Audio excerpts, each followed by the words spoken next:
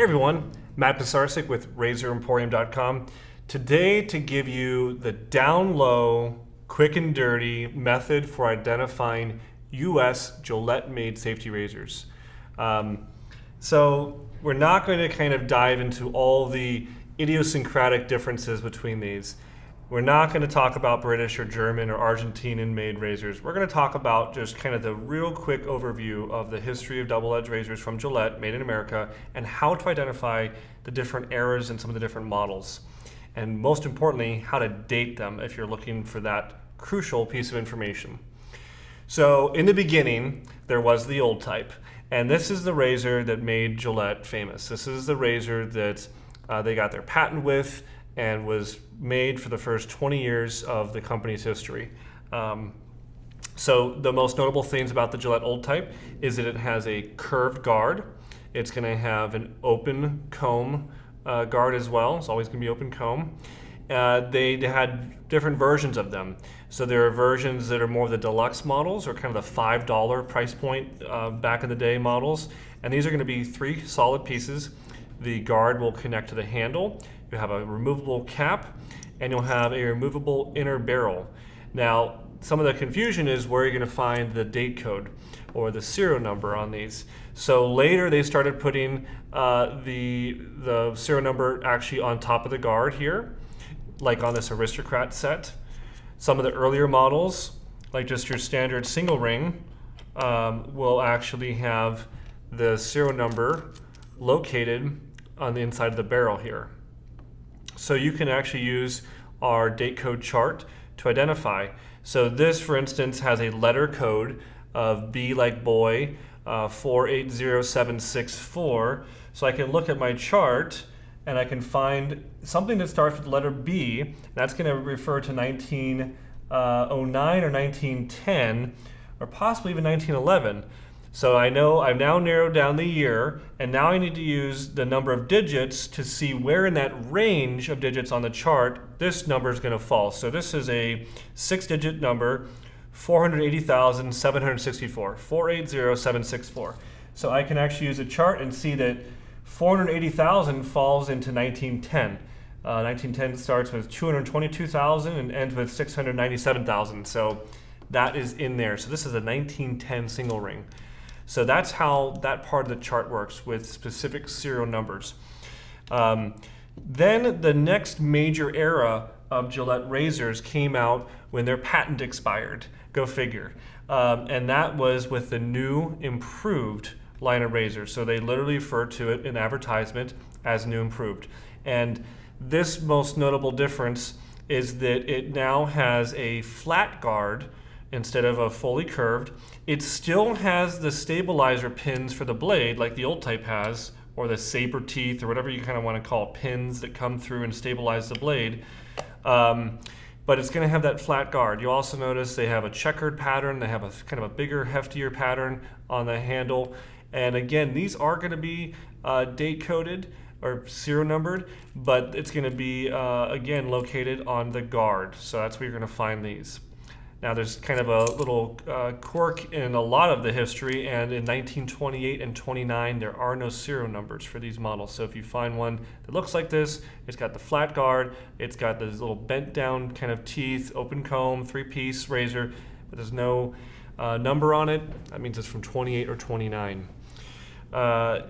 Now another quick note is that sometimes they're cheaper razors that Gillette was making, like the 99-cent or 39-cent models, didn't always have serial numbers. So a lot of times you may find your standard ball end old type razor, like what you see in a khaki set, or later they were still being reissued in the 20s, and they just didn't bother putting numbers on them necessarily. So that can always kind of throw people off. So referring to more of the era, like old type or new improved, sometimes is as specific as you really can get. So the new improved lasted from like 20 through 29, right into 1930, and then they came out with their next line of razors that again had to do with patents and fighting amongst different razor companies out there. This happened to do with the Valet Auto Strap company, so they came out with what they called the new, and these ran from 30, 31 through like 33. And these come in 2 different variations, more of the deluxe models, referred to as new deluxe, or just your standard kind of dollar or $1.50 models that are just kind of your bar handled new, as they're kind of called. So the difference you're going to see right off the bat is that one has a flat bottom and one has a not so flat bottom. It's more of kind of hollowed out. And so the Deluxe models, they're the ones with the flat bottom, and you'll see that they do have a serial number on them. And again, you can refer to the date code chart to date the specific one. So like for instance, this guy here has a serial number of 56720. So I can tell that that came out in 1930. All right, whereas your bar handle new over here, it's not going to have a specific serial number or date code or anything on it. So there's no way I can open it up. There's nothing to see in here. All I can now know is that this came out in the 30s and ran for just a couple years. So that's as specific as I can get with it. Now, interestingly, if you find a set and you think it's in mint condition, or maybe it's never been touched, sometimes the blades will tell you more of the story. So like this razor set, has some blades in it. Now, if we were to open up one of those blades, again, only if these were the, original package blades, you can actually get a number, a date code number and letter off of the blades themselves. So that can sometimes tell you more about the set as if they come with the original blades. Another interesting razor that kind of is a very one-off that came out in the same time period of the Depression or post-Depression was the Gillette Goodwill. And this one was something that kind of spurred Gillette's first attempt at a freebie marketing where you bought the pack of blades and you got a free razor. And this came out and again looks a lot like the old type from the 1910s, 1920s, but it's going to have these really kind of interesting cutouts on top. And this again goes back to a blade conflict between another company, and Gillette was trying to more or less come up with ways where their blades would or would not fit onto different handles, so you'd had to use a Gillette blade with a Gillette razor. So that's kind of where that goes from. But those are all from 1931 only. So if you find one of these with this kind of really weird cutout on top, weird shapes, it's more likely going to be a Goodwill from 1931. Right in the same time period, we see the introduction of the one-piece razor now starting. So these are all three-piece razors. And there's nothing that twists open like people always think about with Gillette razors.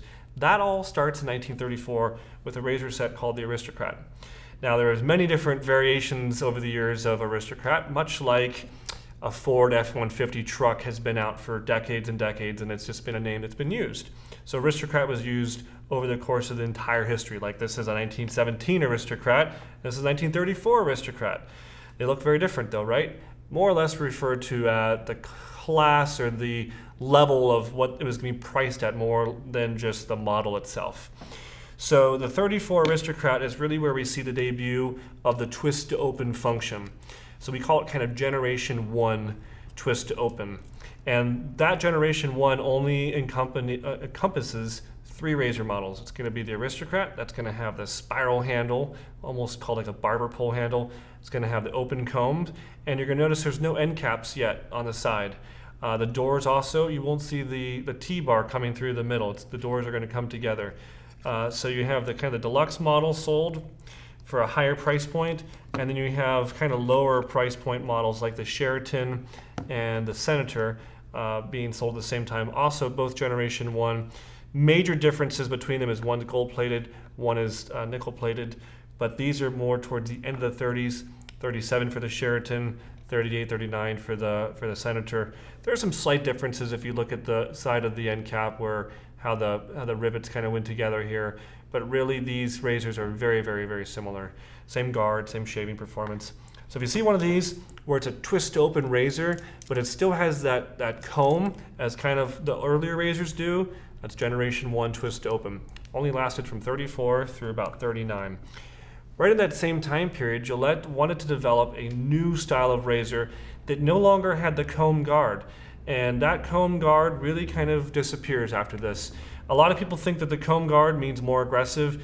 Honestly, it really is a remnant of old straight razor designs from the 1870s, 1880s, where they're trying to put a comb over a straight razor to protect your face from the straight razor. It's almost the first attempt at a safety razor design.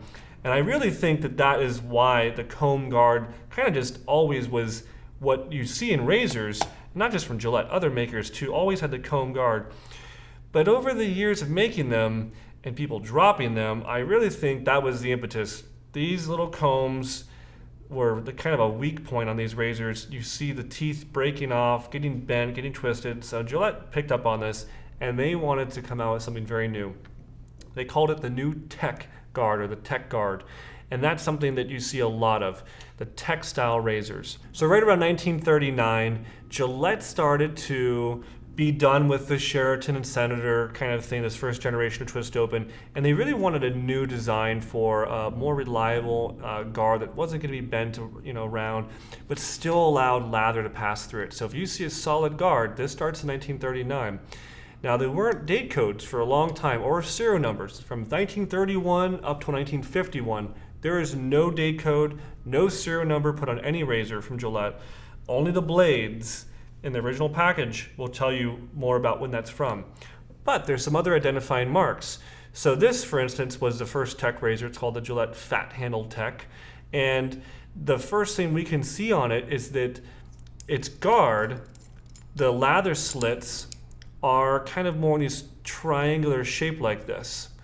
That only lasted from 1939 through 1947, basically right around World War II time frame in the United States.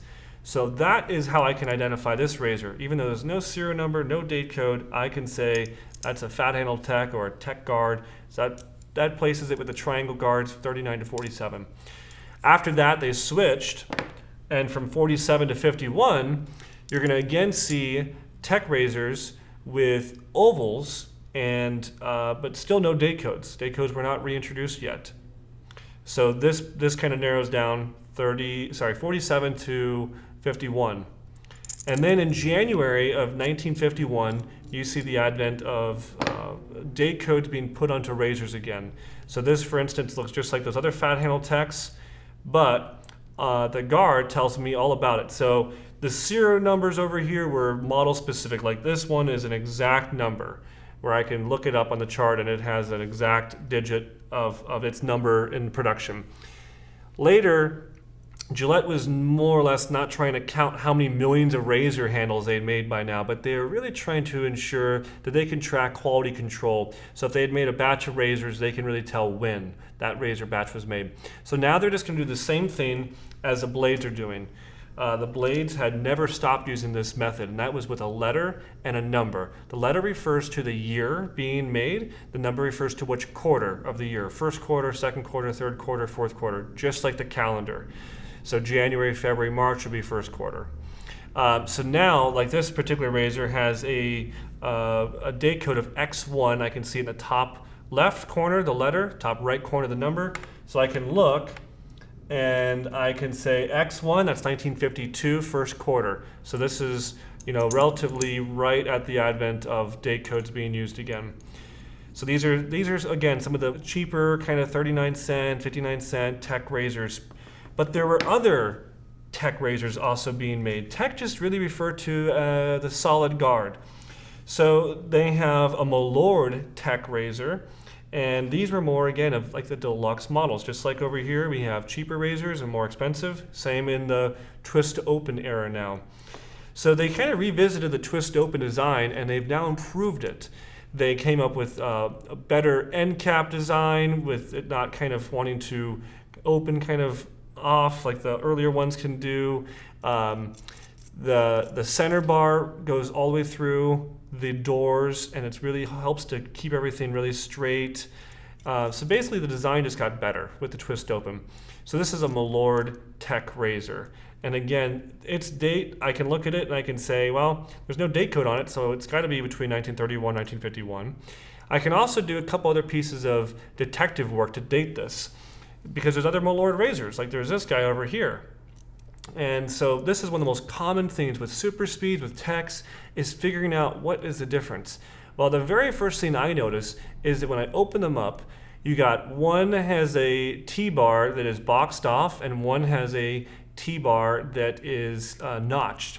Well, that notch came out in a time period right around 1946, 1947. Hard to nail it exactly down, but some people say July 1947 that really started to make its appearance. So before that, it's going to be June of 1947 or before.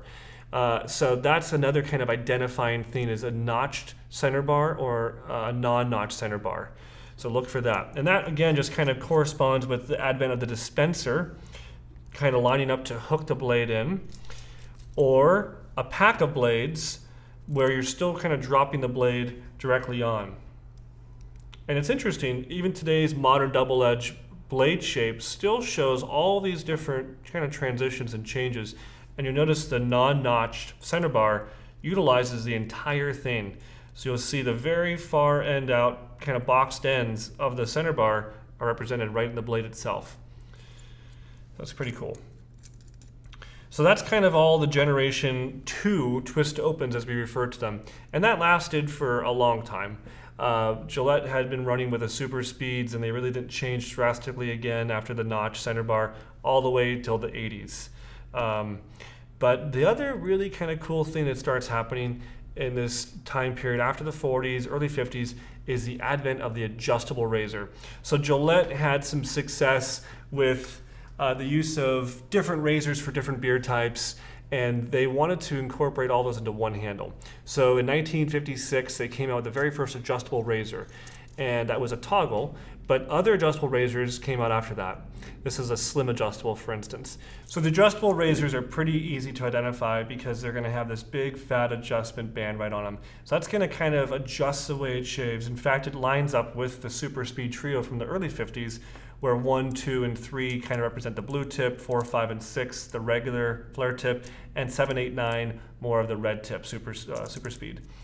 But yeah, these guys are great razors to use, and in terms of dating them, super easy. You can turn them on the bottom side, and you're going to notice again that same letter in the upper left corner and the same number in the upper right corner to identify the years on these. Later, we kind of refer to it as Generation 2 of the adjustment kind of era, and that's going to be where you stop seeing solid metal handles like the Slim, the Fat Boy, the toggles, all solid metal. Now you start seeing stuff like this, the Super 109, where they've now substituted aluminum into the handle, and so the top is brass and nickel plated over that, but the bottom's aluminum and it's anodized.